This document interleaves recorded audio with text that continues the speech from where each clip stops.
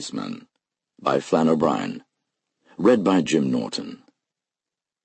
The long and unprecedented conversation I had with Policeman McCrushkeen after I went into him on my mission with the cigarette brought to my mind afterwards several of the more delicate speculations of de Selby, notably his investigation of the nature of time and eternity by a system of mirrors. Footnote 1. Hatchjaw remarks, unconfirmed, however, by Bassett, that throughout the whole 10 years that went to the writing of the country album, de Selby was obsessed with mirrors, and had recourse to them so frequently that he claimed to have 2 left hands, and to be living in a world arbitrarily bounded by a wooden frame. As time went on, he refused to countenance a direct view of anything, and had a small mirror permanently at a certain angle in front of his eyes by a wide mechanism of his own manufacture. After he had resorted to this fantastic arrangement, he interviewed visitors with his back to them and with his head inclined towards the ceiling. He was even credited with long walks backwards in crowded thoroughfares. Hatchjaw claims that his statement is supported by the manuscript of some 300 pages of the album, written backwards, a circumstance that made necessary the extension of the mirror principle to the bench of the wretched printer. De Selby's Life and Times, page 221. This manuscript cannot now be found. End of footnote. His theory, as I understand it, is as follows. If a man stands before a mirror and sees in it his reflection, what he sees is not a true reproduction of himself, but a picture of himself when he was a younger man. De Selby's explanation of this phenomenon is quite simple. Light, as he points out truly enough, has an ascertained and finite rate of travel. Hence, before the reflection of any object in a mirror can be said to be accomplished, it is necessary that rays of light should first strike the object and subsequently impinge on the glass, to be thrown back again to the object, to the eyes of a man, for instance.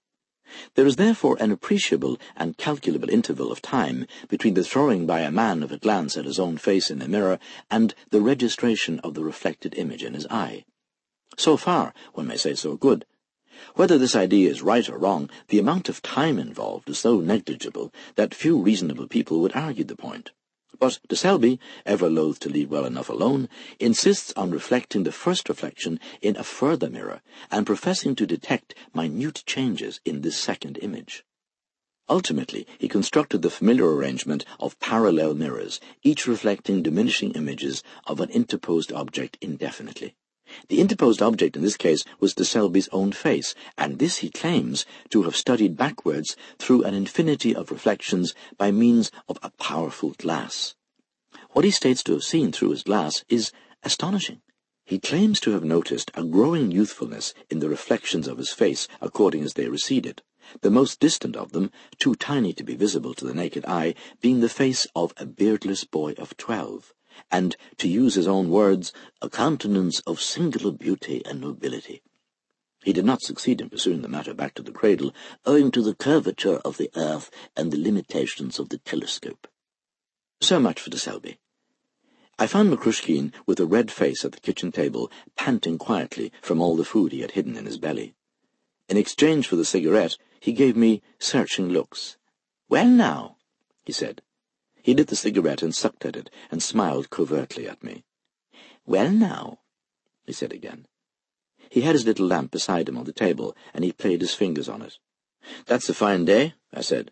"What are you doing with a lamp in the white morning?" "I can give you a question as good as that," he responded.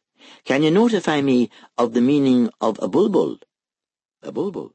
What would you say a bulbul is?"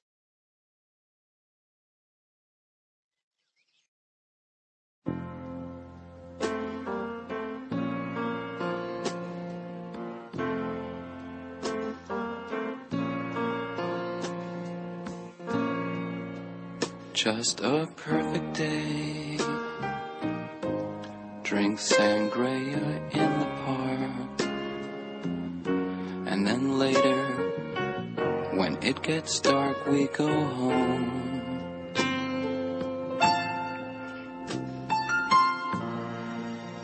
Just a perfect day. Feed animals in the zoo. Then later, a movie too, and then home. Oh, it's such a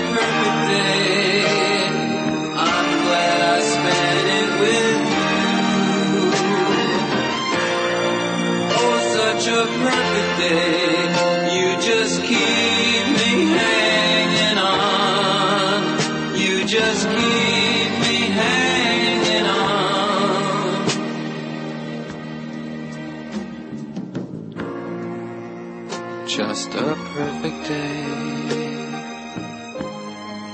Problems all left alone. Weekenders on our own. It's such fun.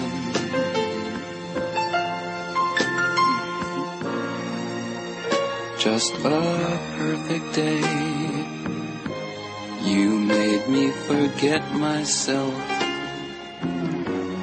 I thought I was someone else, someone good. Oh, it's such a perfect day. I'm glad I spent it with you. Oh, such a perfect day. You just keep me hanging on. You just keep me hanging on.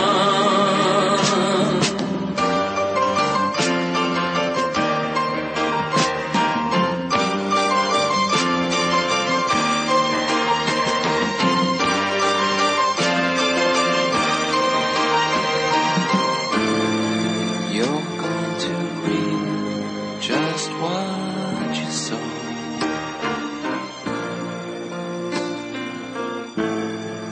You're going to read just what you saw.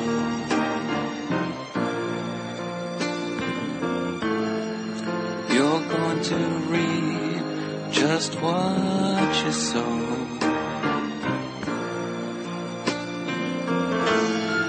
You're going to read just what you saw.